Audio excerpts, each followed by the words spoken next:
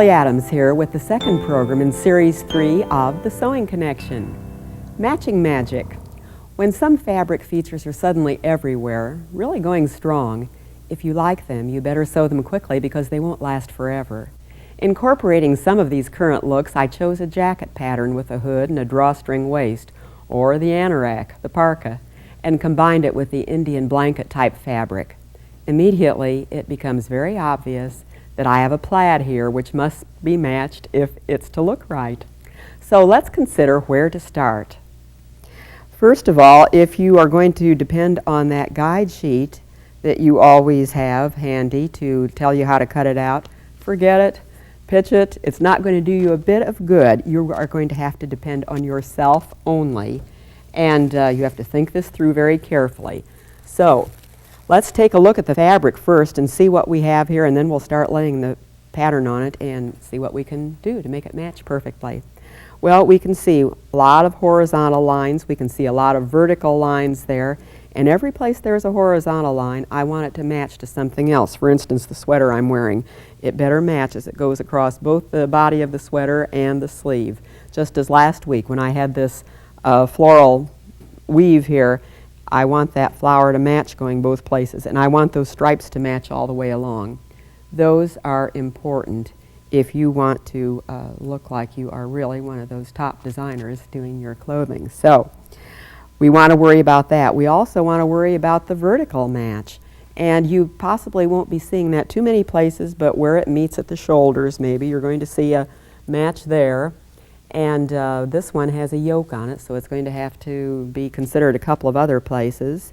But anyway, we'll think through all these things and see where to start. And that place is always with the main pieces, with the biggest pieces. The biggest one, of course, is always the bodice front.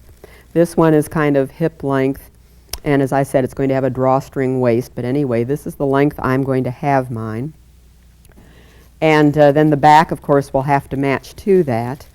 Well, the last one that I had, the last program that I did, remember then I said I was going to avoid, if possible, any side seams, and I didn't put any here. I simply overlapped the pattern and put them all in one piece, and I was lucky, I'll admit, but I was lucky enough that it just fit my dimensions, that it went all the way around and came out matching right here at the center front. It's the same flower there. That was luck, granted. But sometimes you make your own luck, so let's see what we can do with this.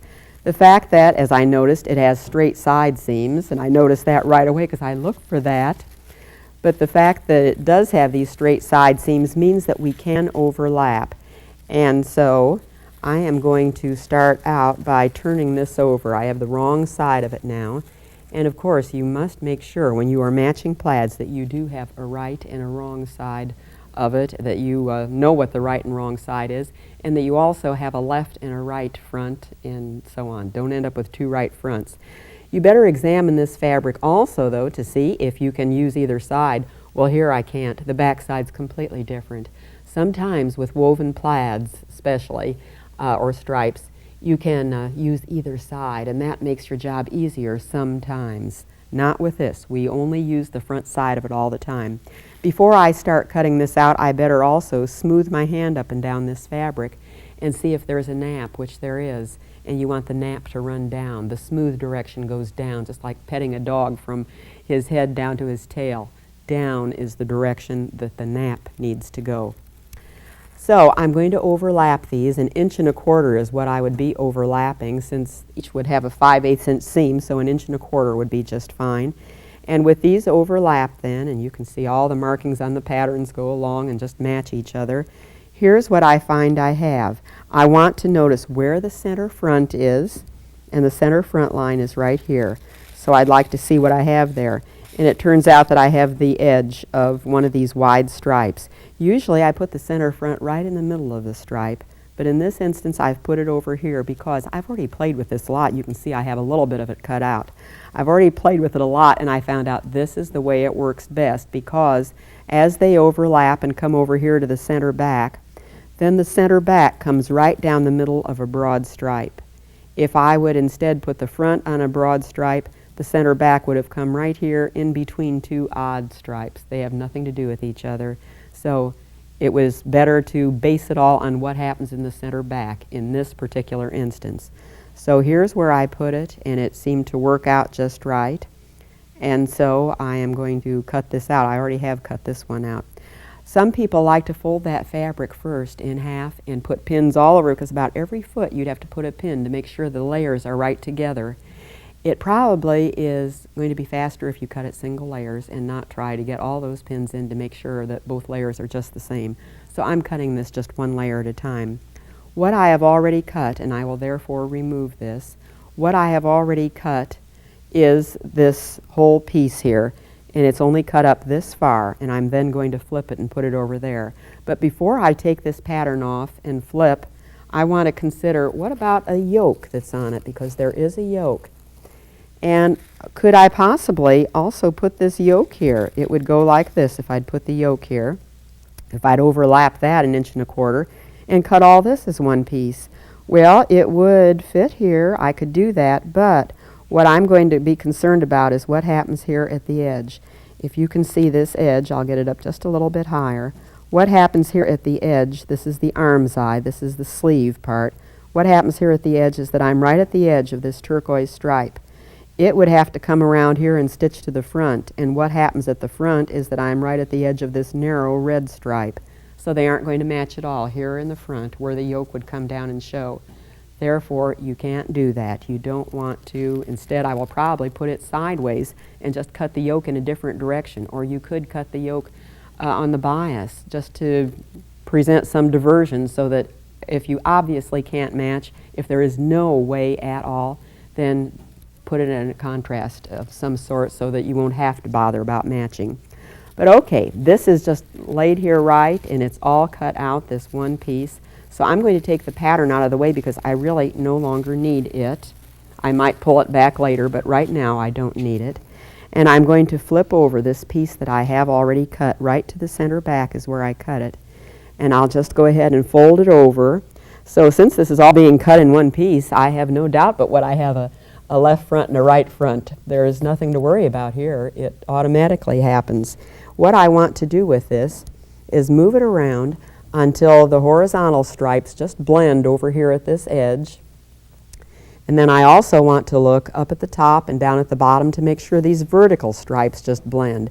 Now the back side of this fabric is a little bit different, so after you think you have it in place here, you probably better do a little adjusting to check, and that adjusting you do by folding it up here so that I can see where the stripe is, and I can see this is where it matches. Therefore, I'll smooth the fabric over a little bit until those stripes work out just right.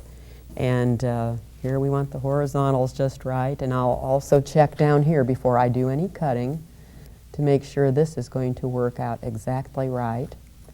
Now, where there will be a little bit of difference here is that in each of these wide stripes, notice I have this diamond shape. You can see it on the back side.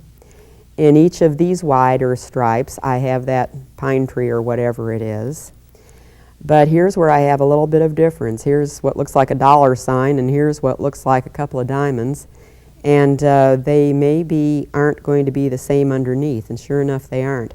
On the other side, the corresponding side, I'm going to have diamonds and dollars together here and in a different manner there. Those are minor. They aren't as important as the big ones that really hit you.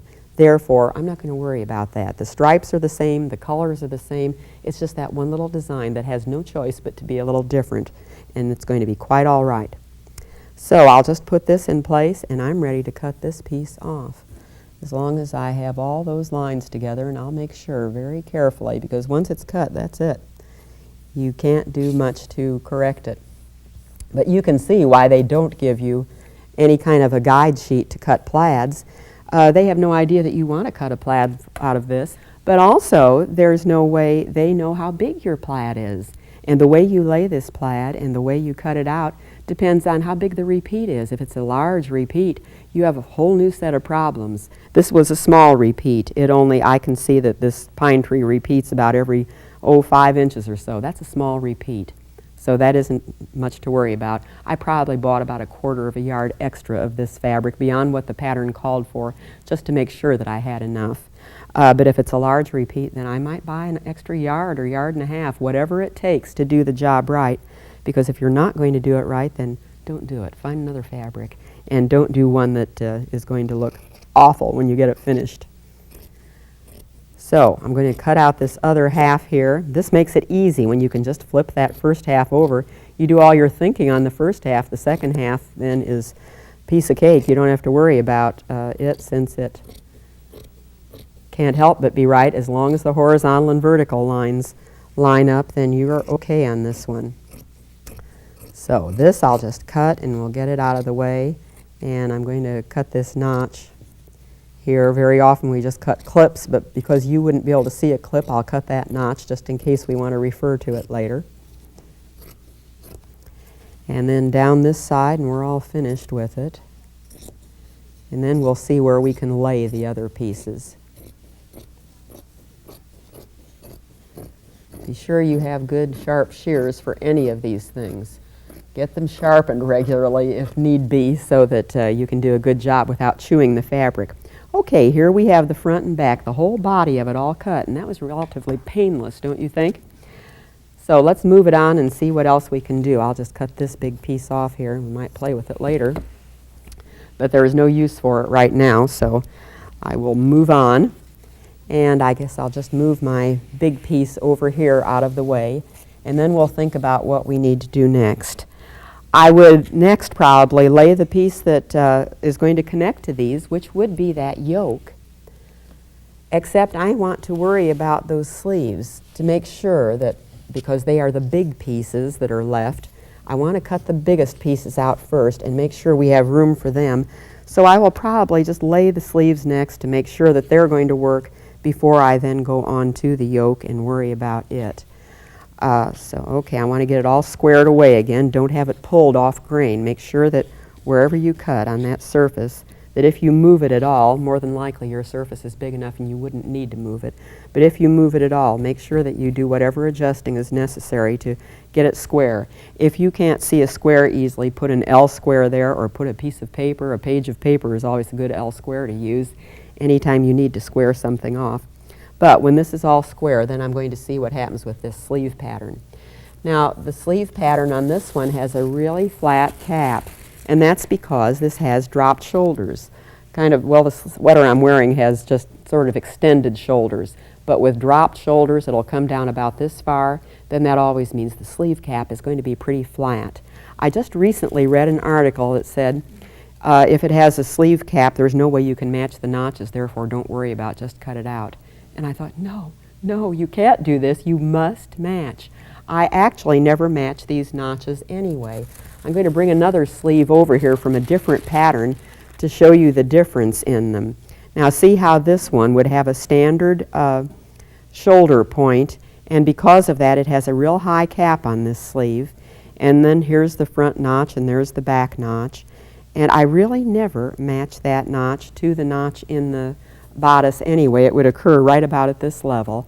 I really don't do that because it doesn't necessarily work out just right. This is a completely different angle than the angle that goes around your arm's eye. Therefore, they don't necessarily match as far as the stripes go. What I always match instead, and you can do it just as easily with this high cap sleeve as you do with this flat cap, what I always match is this underarm point, because then you can't go wrong. It's going to work out every time if you just match this underarm point. So what I'm going to do is get back here to the original pattern to see where that underarm point was. Now here's where it's cut out, right here, for the underarm area. I know that I have a 5/8 inch seam, so 5/8 below this cutout is where my underarm point is. I want to make sure this matches perfectly, and that's where I have this sleeve placed, so that it's also right going through the top third or top quarter maybe of this turquoise red stripe. So it's the same stripe here that I have here. If I have this sleeve right here in this position, front and back both the same, it will come out right. There's no way it can miss, and you'll have those nice stripes going across. So sometimes when you read things, think them through. You know, this is a thinking person's game, and think it through, because a lot of things you read aren't necessarily the way that you're going to want to do it. You might find a better way than what you are advised in various articles. So this sleeve is going to fit right here, and I'm not going to cut all these pieces out because we don't have that long a program. I'll just put a couple of pins here so that you can see where the outline is. And after I cut a sleeve here, then I would want to flip it over and cut the other one the same. Here also, to make it easy, I could, if I wanted to, just flip the pattern, but more than likely what I would do is get the pattern out of the way and flip that same piece of fabric, the one I just cut out. I would flip it over because then there's no thinking involved. You just put it there so that it matches up with the horizontals and verticals, and everything's going to be just wonderful. So that's the easiest way to do it. Before I take this away, though, I better remind you of one more thing that I did. I wanted to match this stripe right here down the center of the sleeve, and we know it's the center because here's the dot that says this is the shoulder seam. We want to match that with where it stitches on, right here at the shoulder seam.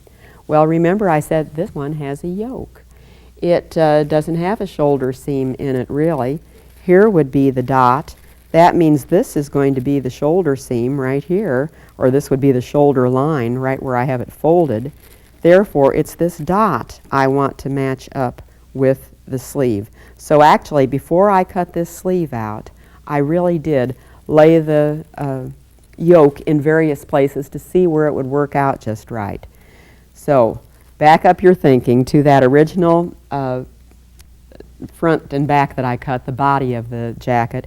And remember I said there is no way you can match this. I showed you that, how it can't match in front, therefore you don't worry about putting it on the grain straight up and down on the lengthwise grain. You don't worry about doing that because you can't match it anyway.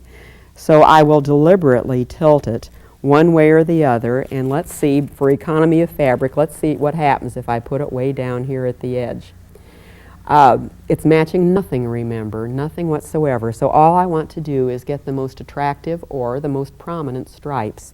So what I have decided to do as I laid this is to put the most prominent stripe right here in the back where there's a straight line. So I'm going to use this prominent stripe there. It's always going to be an angle there at the front, so I won't worry about that. But I want to get all this front on one stripe also, if possible. I wouldn't, for instance, want it to lean over just with a little bit of this gold stripe showing. If possible, I would like to get the biggest stripes going through there. So I put the boldest ones going through, and I also made very sure that the center back, I'll just grab this and bring it over here to show you. I wanted to make sure that the center back, which is on a bold stripe, let me see where the center back stripe was. Okay, it's on a bold stripe right here, kind of a deep red stripe. Even though this is going a different direction, this is how it will match up. And so I decided this is probably about the best I can do. It's going to match like this, or this is how it's going to look when it's all together. Something like this, except I'll have the dark fabric. I'll have it up here so it looks still better. That's not too bad, and that's probably the best you can do with this. So you have to kind of weigh the ifs and ands and decide which is going to be the best for whatever your purpose is. So with this yoke, I find that it's going to fit here, and therefore I want to see what kind of a stripe we have or what kind of lines right here where this little dot was, because that dot is what the top of the sleeve is going to be stitched to. So remember, it's right here in the middle of this gold, the narrower line anyway, with the dollar signs in that case. So I'll come over here to see if this dot is also in the middle of the gold with the dollar signs. I know that it's going to match the bodice across here horizontally. I know that it's going to then come right up nicely into the yoke, and it's going to look just terrific where the sleeve and the yoke meet. So we've got a good match going here. This isn't hard, is it? You just think it through. Don't watch a movie while you do it. You might even want to turn off the radio and have dead silence so you can really think about it. So this sleeve's going to work here. After I finish it, I'll flip it over and cut another one there. I'll cut the yoke out here, and then I'll just put a pin here in the center so that it won't move at all, and I'll flip it over to cut it here on the second side. And now the only pieces that I have left are this pocket and a hood. Well, with this pocket, I'm going to have to go back to the original jacket front, and I'll put it down, and I'll put the pattern back on it to see where that pocket was, because it's a patch pocket. and I want it to just disappear. I don't want to see that pocket at all. I don't want to have it something that's standing out. This one just disappears. It's the very same plaid, vertically and horizontally. It's all the same, so it disappears. So I will find that front pattern piece and put it back temporarily on the fabric and see exactly where it comes out.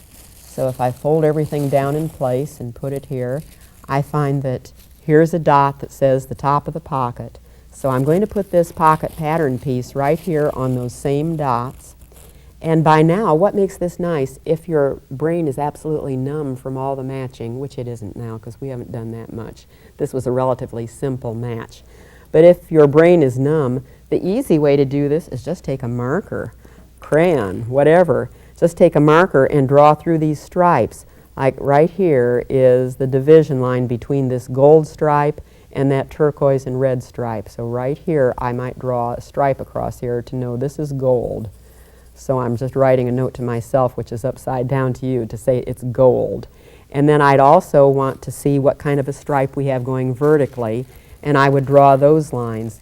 And I see that right here we have a stripe going this way, and this one has a dollar sign.